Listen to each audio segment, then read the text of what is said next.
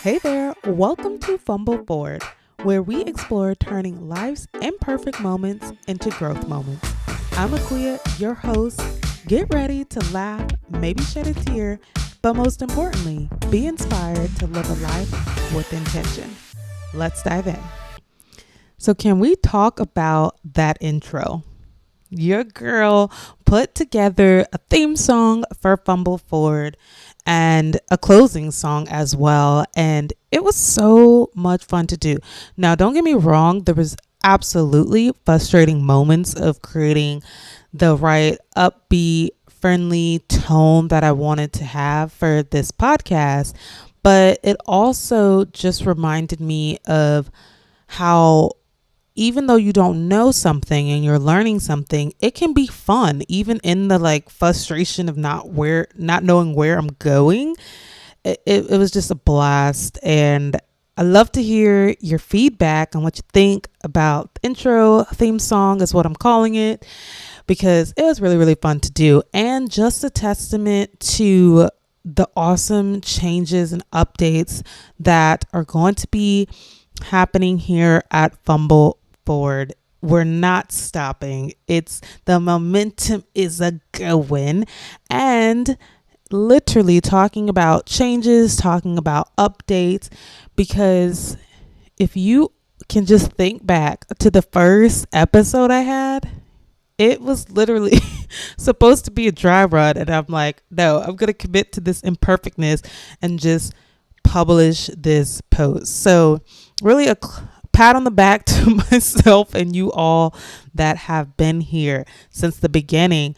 And also that this is your chance to unlock a new podcast experience over here.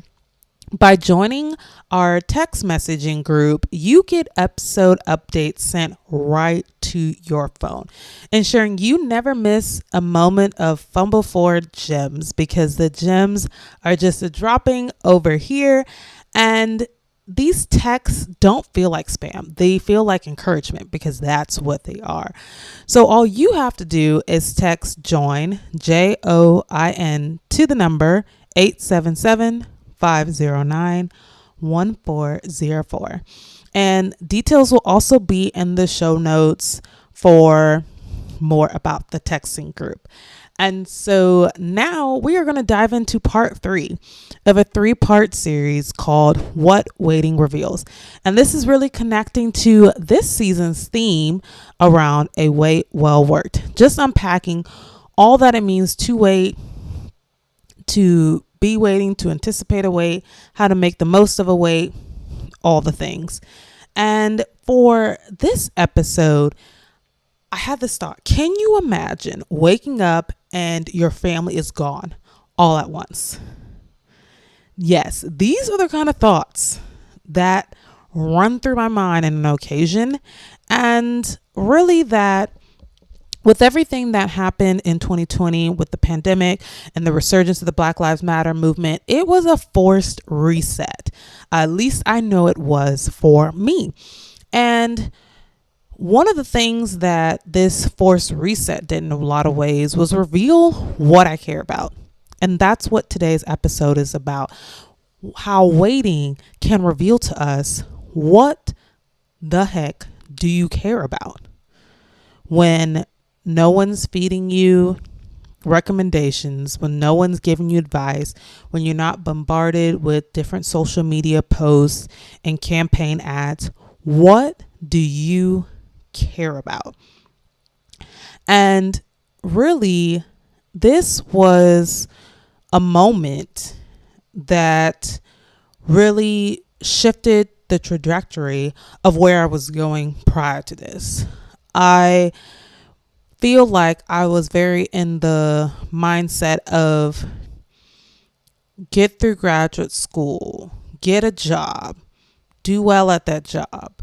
You're married, do well at the marriage. Just very literal, very simplistic thoughts and things that society, faith, and different things have reinforced at different times. But when I was waiting, because I couldn't do much, because we were shut down, forced to not do the activities we're used to doing, this wait really revealed something to me. And I wanted to talk about how powerful that is, that waiting can reveal to you what you care about. What do you value when everything and all the clutter and all the noise is actually taken away? And the two biggest ones that came up for me of what do you actually care about was my family. And what does family mean? And I realized that family was critical to my way of life, to my being, consumed my thoughts, impacted my physical being, all those things. And once I came to this realization that family is something I care about, I actually wanted to be a person that is not saying one thing and doing another. I really wanted to be adamant about that. I really wanted it to make sense when you saw me, when I navigated, when I moved, when I talked, when I did things, you go, ooh, that girl, she cares about family. It is as clear as day, as clear as a diamond, as clear as the water that you drink, crystal clear. So I started doing more of it. And what that looked like for me, once I identified what I cared about, which was done through asking some difficult questions, writing it down, going back and reflecting, reaffirming, looking at my past decisions, future decisions I wanted to make, and seeing if it all connected to that value. And in this case, it was family, and it did. So I started emphasizing things circling around family, strengthening family, growing family, things of that nature. And so I started visiting and talking to family more. I kid you not, funny enough story. The past year, I realized that I had Good Friday off. And I literally called my older sister and I was like, hey, what are you doing in April? And she's like, nothing. And I was like, hey, I want to come see you. I have Good Friday off. Are you free? And I just low-key invited myself, but I also picked up the tone that she didn't mind. And so I bought my ticket. I went up north to visit my sister, and it was such a great time to be able to connect with her and learn more of what she loves to do, which is baking. Incredible. And be able to see my family that was also up there that I hadn't seen in months, and be able to take it easy and just see a different way of life. And we were able to go visit another state, and we just connected on like a 2-hour drive when we went to Rhode Island. And it was all these things that I'm like, this is what matters. These moments of learning things about my sister that I didn't know. And I was like, oh, and I know for a fact, if I did not do this trip, I wasn't going to learn about the different friends she's had, the different job experiences and stories she had on the job. I wasn't going to learn that if I didn't do that trip. And so those are moments that reinforced, oh yes, this is something I absolutely valued. And so that was one thing I wanted to start doing more of, is having trips where I went to go see family, but also that when the pandemic started, our family started doing Sunday family calls, FaceTime, to see each other. And so I started just being more adamant about that, keeping that routine, seeing each other and checking in and being able to see how everyone's week was going and see what people were struggling with, where people had wins, things that people were nervous about, sharing exciting news. Like, it's just such a great touch point where we know, okay, we're going to connect. And then also taking the pressure off. Sometimes the time of our family call aligned when I was coming back from a trip, on the road, doing something. But even if I'm on for 10 minutes, it was enriching to my life, to my soul, and aligned me with my family. And just keeping that momentum is something that I started to do. Like, that is a part of my life. And not only that, I really took going in on these family values seriously because your girl hosted some family for Thanksgiving, Christmas, and New Year's. Hello, those are like the three biggest holidays, and I did them all, me and my husband. And it was surprisingly not as overwhelming as I thought it would be. And it had so many joyous moments. I mean, we had a little competition at our house. There was all the aunties and the mamas binge watching some show. Like, there was just so many different things happening. We played cornhole in our neighborhood kind of park. Just an insanely incredible time, and just made me realize I this is what I care about. If you can take everything away, like, I care about family and I need to create these moments. And so I started really leaning into that, hosting Thanksgiving, Christmas, New Year's, and things like that. And I will even say that I knew that family was always important to me, just that the pandemic reinforced how much, and that it was something that I didn't want to slip.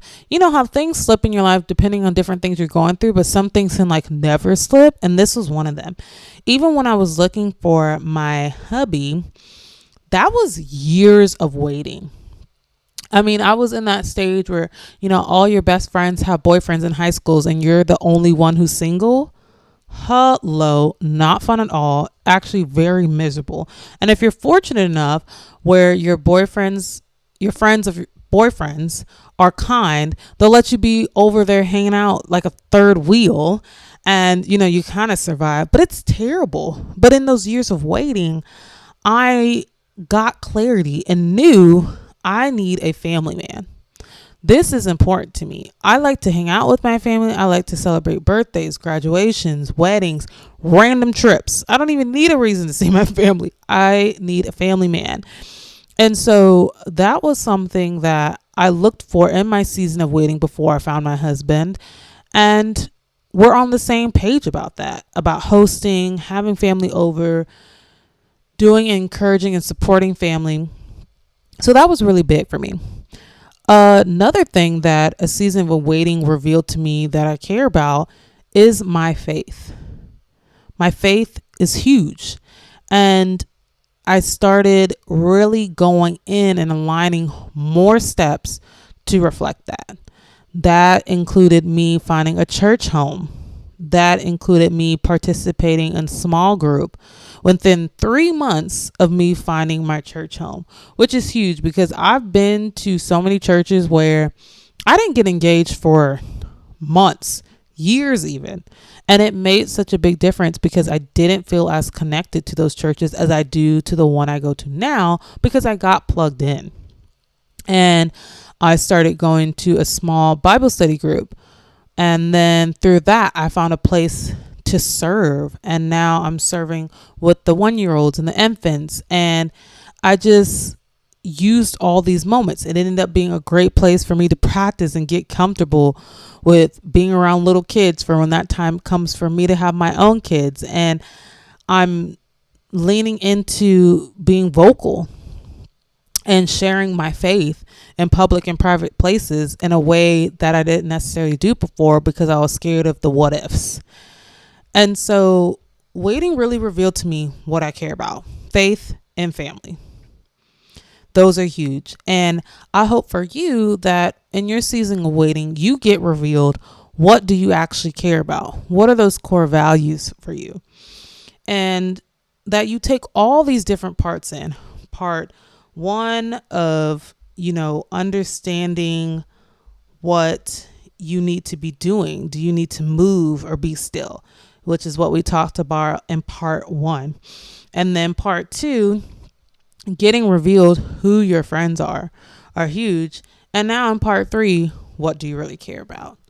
So it's been really enjoyable to do this series with you all. Something a little different. I haven't done a 3-part series before, but this one really just came in my heart, and I was like, let's dive into this. Let's talk about it. Let's see what can happen here. And so I hope this was as helpful as it was to me to sit through and walk through and really dive into. And with that, let's dive in and shifting gears. What am I looking forward to? I'm looking forward to a trip with my hubby to Myrtle Beach this weekend, and we are just going to enjoy being in a new place, eating delicious food, and taking it easy. That's it. The standards and the expectations are real, real low. And what am I reading? I'm in Leviticus. I'm moving along.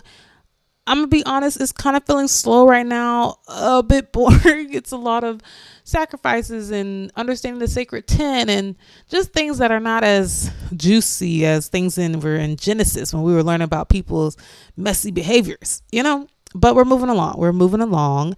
And don't forget, if you have a friend who is going through a season of figuring out what to do and what do they actually care about, this episode can help them kind of get those gears and moving blocks in the right place, right? And also that you want to make sure to join the texting group to get these Fumble Forward gems of content straight to your phone. Let this experience with this podcast be taken to the next level and not just staying right here, right? Let it land again and again and again and again. And so you just got to text join to the number 877-509-1404. I'm going to put that in the show notes so you can get all the details. But like always, thank you for listening. And until next time. Look at you. You stayed with me to the end. You're the best. Good thing is, it doesn't have to stop here. Dive into another episode and continue the ride.